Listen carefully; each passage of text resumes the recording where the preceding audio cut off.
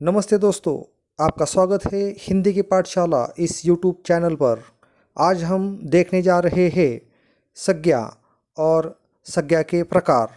तो चलिए शुरू करते हैं। संज्ञा शब्द के जिस रूप से किसी व्यक्ति, वस्तु, स्थान, गुण या जाति का बोध होता है उसे संज्ञा कहते हैं।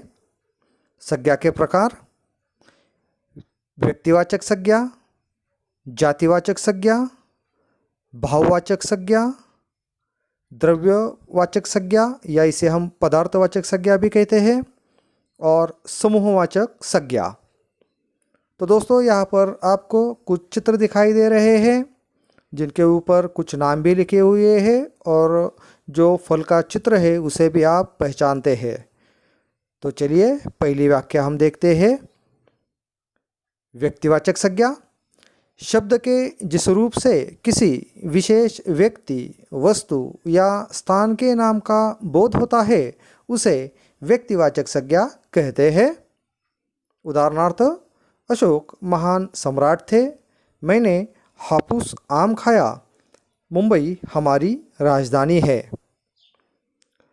प्रस्तुत वाक्य में अशोक, हापुस, मुंबई किसी विशिष्ट व्यक्ति, वस्तु या स्थान का बोध कराते हैं, इसलिए यह व्यक्तिवाचक संज्ञा कहलाते हैं।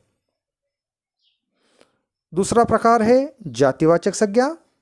शब्द के जिस रूप से किसी व्यक्ति, वस्तु या स्थान की संपूर्ण जाति या वर्ग का बोध होता है उसे जातिवाचक संज्ञा कहते हैं।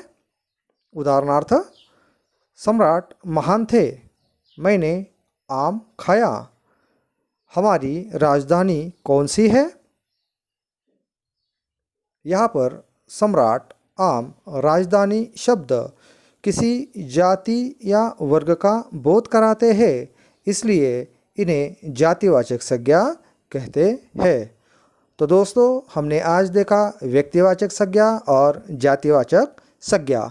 कुछ छात्रों के मन में कुछ सवाल आ सकते हैं, तो उन्हें हम यहाँ पर देखते हैं कि किस तरह से हम पहचानेंगे कि व्यक्तिवाचक संज्ञा कौन सी है और जातिवाचक संज्ञा कौन सी है। उदाहरणार्थ, पहला उदाहरण हमने देखा था अशोक महान सम्राट थे, और जातिवाचक में यही उदाहरण हम देखते हैं सम्राट महान थे। तो यहाँ पर अशोक किसी विशिष्ट व्यक्ति को दर्शाते हैं, तो वह हो गया व्यक्तिवाचक संज्ञा, और सम्राट यह शब्द किसी विशिष्ट वर्ग को दर्शाता है, इसलिए वह हो गया जातिवाचक संज्ञा। दूसरा उदाहरण, मैंने हापुस आम खाया।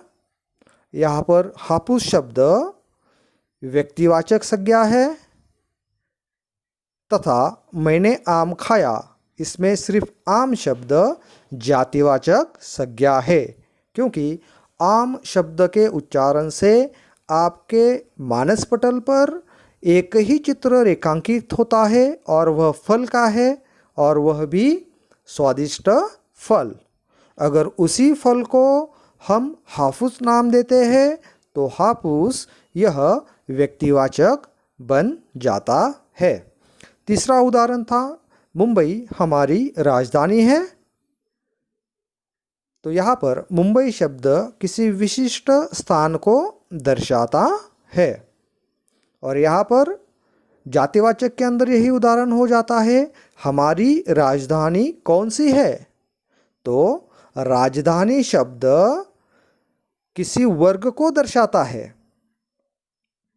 वर्ग यानी राजधानी का अर्थ वह होता है वह स्थान जहाँ से उस पूरे राज्य का कारोबार किया जाता है, उसे राजधानी कहते हैं। और अंतिम उदाहरण हम देखते हैं, भारत में योग दिन मनाया गया।